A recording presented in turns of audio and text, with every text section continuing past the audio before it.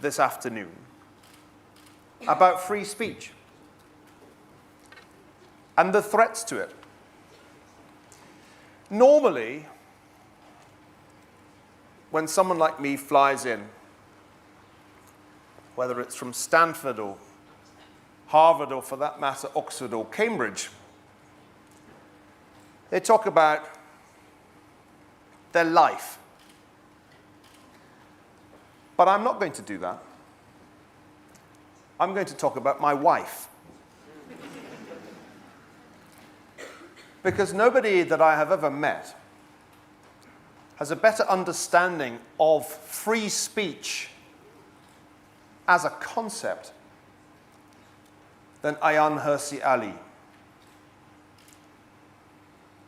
Ayaan was born a girl in a Muslim world, in Somalia.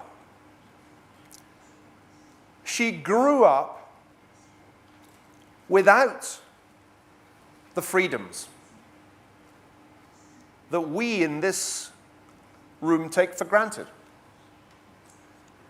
She grew up knowing that as a girl, she was a second-class citizen,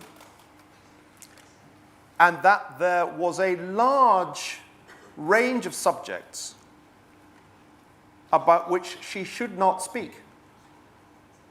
Questions she should not answer. And when she raised questions that her grandmother or her mother did not like her to raise, they would hit her. It was a long and winding road that led my wife from Somalia by way of Saudi Arabia and Kenya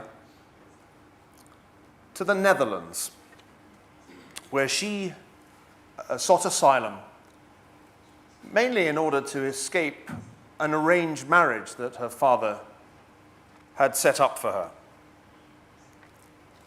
In the Netherlands, Ayaan encountered for the first time at the University of Leiden some of the great thinkers of the Enlightenment and of the 19th and 20th centuries, including Hayek, but also the great 18th century thinkers, David Hume, Adam Smith. When she encountered for the first time the notion of individual freedom, the idea of the equality of the sexes, the possibility of critical thinking about everything. Yes, even about religion. She was enraptured. Some of you have had a tiring day. And it's tempting in a lecture hall to nod off, like the gentleman in the green shirt. But the reason that you are succumbing to that temptation is that you take freedom for granted. Nobody ever hit you, struck you in the face for questioning, for example, the sanctity of the words of the Prophet Muhammad. But my wife dared to be free. She dared to suggest, as a young politician, in the wake of the 9/11 attacks, still the single greatest act of mass slaughter in modern American history, that there might be a connection between the terrorism being perpetrated by groups like Al-Qaeda and Islam itself. and for making that connection, for raising that question. My wife found herself threatened not just with blows to the head, but with death threats.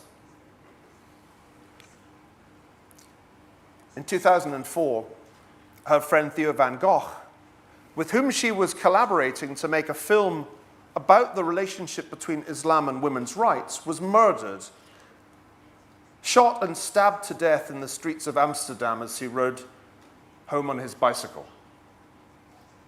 And his murderer, an Islamic extremist, pinned a note to his body, and on that note, he said that Ayaan would be next. From then on, Ayaan had to live with recurrent threats to her life. She learned that free speech is not, after all, free, and that the protections that had been promised to her by those who encouraged her in her political career in the Netherlands were not unconditional and were not permanent. Today, the cost of free speech, if you're interested, the cost, in other words, of the security that you have to pay for to ensure that you do not suffer the fate of Stéphane Charbonnier, editor of Charlie Hebdo, is around $1 million a year. That's what free speech turns out to cost.